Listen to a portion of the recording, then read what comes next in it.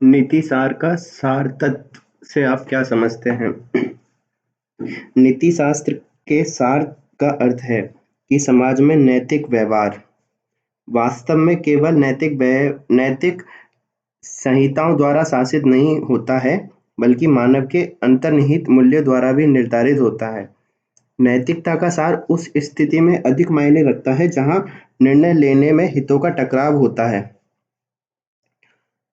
फिर है परोपकारिता शब्द पर संक्षेप में चर्चा कीजिए। परोपकारिता शब्द का लैटिन शब्द में अल्टेरी से लिया गया है, जिसका अर्थ है अन्य लोगों या कोई और है। परोपकारिता दूसरों की सहायता करने या उन्हें लाभ पहुंचाने की इच्छा प्रदर्शित करती है, भले ही इसमें स्वयं को नुकसान पहुंचे। परोपकारिता का आशय दूसरों की सहायता करने के साथ साथ उन लोगों के लिए निस्वार्थ भाव से कार्य करना है। बुद्ध धर्म के 4 आर्य सत्य लिखो। दुख है, दुखों का कारण है, फिर दुखों का निरोध है, और निरोध निरोध के क्या है? मार्ग है, जिसके है अष्टमार्ग। ठीक है। फिर है प्लेटो के अनुसार आदर्श व्यवस्था क्या है? आदर्श अवस्था क्या है? तो प्लेटो के अनुसार एक आदर्श अवस्था वह है जिसमें ज्ञान, साहस, अनुशासन और न्याय के 4 प्रमुख गुण होते हैं। वह अपनी आदर्श व्यवस्था की सहायता से न्याय के सिद्धांत की खोज और पता लगाता है। शासन में ईमानदारी शब्द को परिभाषित कीजिए। सत्यता, नीतिशास्त्र और सत्यनिष्ठा ईमानदारी के गुण हैं।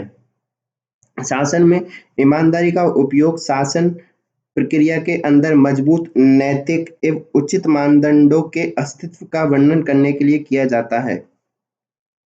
सत्यता, जवाबदेही, सत्यनिष्ठा, करुणा और अन्य सकारात्मक गुण उत्कृष्ट प्रशासन का निर्माण करते हैं।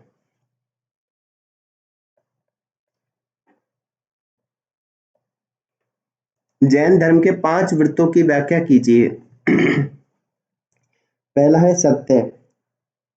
इसके लिए न केवल झूठ न बोलकर बल्कि हमेशा सत्य बोलकर पूर्ण सत्यता की आवश्यकता होती है। अहिंसा, इसका अर्थ है बिना किसी हानि के होना। बिना किसी हानि के होना, न केवल स्वयं और दूसरों के प्रति, बल्कि सबसे बड़े स्तनधारियों से लेकर सबसे छोटे बैक्टीरिया तक जीवन के सभी रूपों के लिए पूरी तरह से हानि रहित होना। चोरी न करना व्यवहार में पूर्ण ईमानदारी की मांग करता है, या फिर अस्तेय भी बोलेंगे इसको। तो यह व्यवहार में पूर्ण ईमानदारी की मांग करता है। न केवल हमें चीजें चुरानी नहीं चाहिए, हमें पूरी तरह से ईमानदार तरीकों के अलावा अन्य चीजें हासिल नहीं करनी चाहिए। तो हमें सिर्फ ईमानदारी के तरीके हैं, उन्हीं के अलावा उन्हीं से हमें चीजें हासिल करनी चाहिए। फिर अपरिग्रह, अर्थ है किसी की संपत्ति और विशेष रूप से किसी की इच्छा या अत्यधिक लालच को सीमित करना। शुद्धता, शुद्धता यानी ब्रह्मचर्य। यह ब्रह्मचर्य या परिवार से परहेज को संदर्भित करती है, जिसका पालन भिक्षुओं भिक्षुणियों द्वारा किया जाता है, जो शरीर और मन से पूरी तरह ब्रह्मचर्य रहते हैं। Discuss the ethics of Bhagavad Gita. Bhagavad Gita की नैतिकता पर चर्चा कीजिए। भगवद गीता 18 अध्यायों में 700 छंदों वाला एक धार्मिक ग्रंथ है, जिसमें पांडव राजकुमार अर्जुन और उसके मार्गदर्शन कृष्ण, हिंदू देवता के बीच एक संवाद का वर्णन है। पहला इसमें है अनासक्त कर्म। कृष्ण कहते हैं व्यक्ति को किसी भी प्रकार की अपेक्षा न रखकर कर्म करना चाहिए। यह व्यक्ति के मन को शुद्ध करता है, अंततः व्यक्ति को तर्क के मूल्य का एहसास करने में सक्षम बनाता है। लोक संग्रह है। लोक संग्रह का शाब्दिक अर्थ है लोक यानी दुनिया, सम यानी एक साथ, और ग्रह यानी समूहित करना, यानी दुनिया को एक साथ समूहित करना। ऐसा यह एक ऐसा कार्य है जो लोगों के कल्याण के लिए किया जाता है। स्वधर्म, स्वधर्म इसका अर्थ है उन कर्तव्यों का पालन जो किसी व्यक्ति को उसकी जाति, पंथ, संप्रदाय के आधार पर सौंपे जाते हैं। लोक प्रशासन में नैतिक चिंताएं क्या है? प्रशासनिक नैतिकता के संबंध में आवश्यक चिंताएं तय करते समय महत्वपूर्ण मूल्यों पर ध्यान केंद्रित करने की आवश्यकता है। निम्नलिखित चिंताओं को रेखांकित किया जा सकता है। प्रशासक न्याय, औचित्य और निष्पक्षता के मूल्यों को असमर्थता से पालन नहीं कर रहे हैं। तो प्रशासक न्याय, औचित्य और निष्पक्षता के मूल्यों का समग्रता से पालन नहीं कर रहे हैं। शासन के निर्णय लेते समय प्रशासक भाई भतीजावाद, पक्षपात, लालच से प्रभावित हो रहे हैं निर्णय लेते समय। फिर एक प्रशासक को कानून और नियमों का पालन करना होता है, जो विभिन्न श्रेणियों की नीतियों और निर्णयों को नियंत्रित एवं निर्देशित करने के लिए बनाए गए हैं। How can satyagraha play important role in conflict resolution? संघर्ष समाधान में सत्याग्रह कैसे महत्वपूर्ण भूमिका निभा सकता है? संघर्ष समाधान की गांधीवादी तकनीक सत्याग्रह के दृष्टिकोण पर आधारित है, जिसकी व्याख्या निष्क्रिय प्रतिरोध, अहिंसक प्रतिरोध आदि के रूप में की गई है। गांधी के अनुसार सत्य को थामकर रखना ही सत्याग्रह है। सत्य को थामकर रखना ही सत्याग्रह है। एक सत्याग्रही को उस हद तक स्वतंत्रता मिलती है जो कि दूसरों के लिए संभव नहीं है, क्योंकि वह वास्तव में एक निडर व्यक्ति बन जाता है। एक बार उसके मन से डर निकल जाए तो वह कभी भी दूसरों का गुलाम बनने के लिए राजी नहीं होगा। इस मन स्थिति को प्राप्त करने के बाद वह किसी मनमाने कार्य के लिए प्रस्तुत नहीं होगा। कभी भी किसी मनमाने कार्य के लिए प्रस्तुत नहीं होगा। सत्याग्रह वास्तव में नैतिक प्रणाली है जो व्यक्तियों के बीच संबंधों की गुणवत्ता पर अत्यधिक जोर देती है। गांधीवादी नैतिकता के अनुसार संघर्ष समाधान के लिए परिणाम के साथ पारस्परिक संतुष्टि की भावना पर जोर दिया जाना चाहिए। संघर्ष समाधान की प्रक्रिया में अहिंसक कार्रवाई सबसे महत्वपूर्ण तरीका है। अहिंसक कार्रवाई की तकनीक शारीरिक हिंसा के बिना विरोध, प्रतिरोध, हस्तक्षेप का संचालन करती है। प्रशासन में नैतिक आचरण संहिता के महत्व पर चर्चा कीजिए। नैतिक आचरण संहिता प्रशासन में एक महत्वपूर्ण भूमिका निभाती है, जो इस प्रकार है। नैतिक आचरण संहिता यानी मॉडल कोड ऑफ कंडक्ट। नैतिक आचरण संहिता स्थापित करने के पीछे मुख्य उद्देश्य है किसी संगठन को नैतिक व्यवहार के लिए एक स्पष्ट मानदंड प्रदान करना। संहिता अपेक्षित मूल्य और व्यवहारों को निर्धारित करती है, जिसके आधार पर उन अपेक्षित मानकों से भिन्नता की रिपोर्ट करने के लिए एक तंत्र स्थापित किया जा सकता है। एक संहिता की शुरुआत मूल्य संचालित संगठन बनाने में सहायता करती है।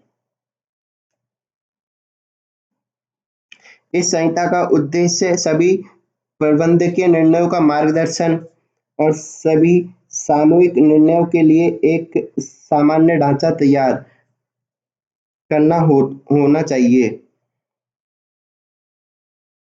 यह कार्यस्थल पर संगठन की ईमानदारी, नैतिक व्यवहार को दर्शाती है और कठिन समय के दौरान निर्णय लेने में सहायता करती है। नैतिक मार्गदर्शन के विभिन्न स्रोत की व्याख्या कीजिए।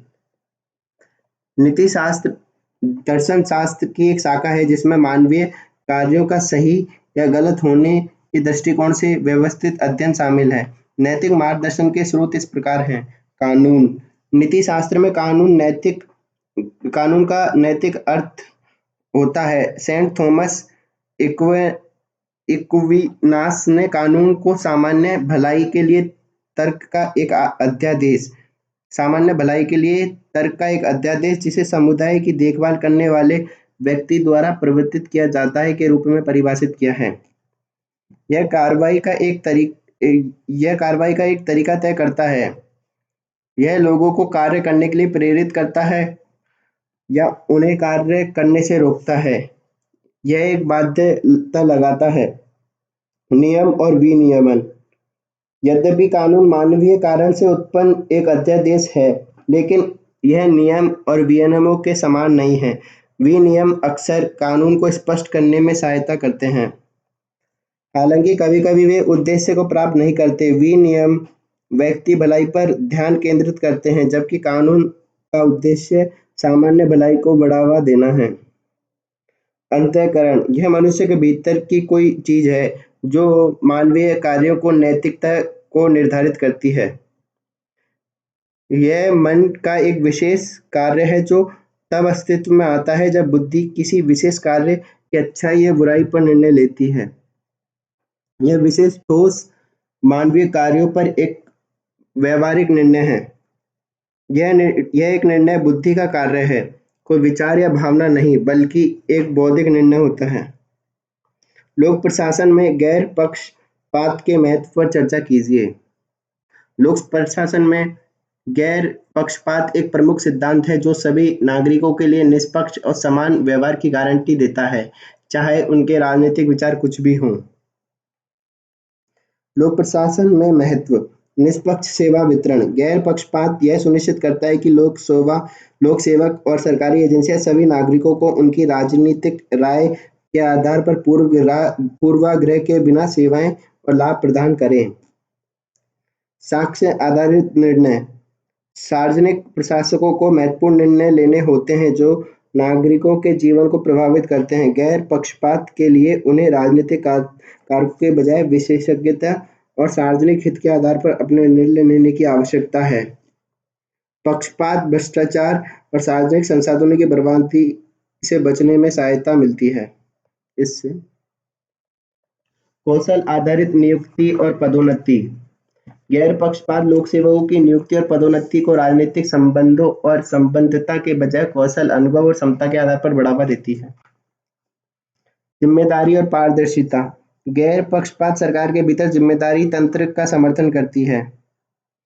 जब सार्वजनिक शासक राजनीतिक पूर्वाग्रह से प्रभावित नहीं होते तो उनके कार्य और निर्णय सार्वजनिक संसाधनों के उपयोग के लिए जिम्मेदार ठहराना आसान हो जाता है।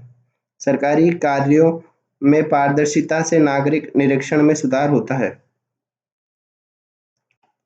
जनता का भरोसा: लोकतंत्र के सुचारू संचालन के लिए सरकार पर भरोसा करना जरूरी होता है। गैर पक्षपात यह दिखाकर इस विश्वास को बनाए रखने में सहायता करता है कि सरकारी कार्यवाही किसी विशिष्ट राजनीतिक एजेंडे को बढ़ावा देने के बजाय जनता की सेवा के करने की इच्छा से प्रेरित होती हैं। लोक प्रशासन में नैतिक सिद्धांतों के अनुप्रयोग पर प्रकाश डालिए। उपयोगितावादी नैतिक सिद्धांत समग्र सुख और कल्याण को अधिकतम करने पर जोर देता है। लोक प्रशासन में निर्णयों को अधिकतम संख्या के लिए अधिकतम लाभ के सिद्धांत द्वारा निर्देशित किया जा सकता है। कर्तव्य और नैतिक नियमों में निहित कर्तव्यनिष्ठा नैतिकता सार्वजनिक प्रशासकों के सिद्धांतों व स्थापित कानूनों का पालन करने के लिए मार्गदर्शित करती है।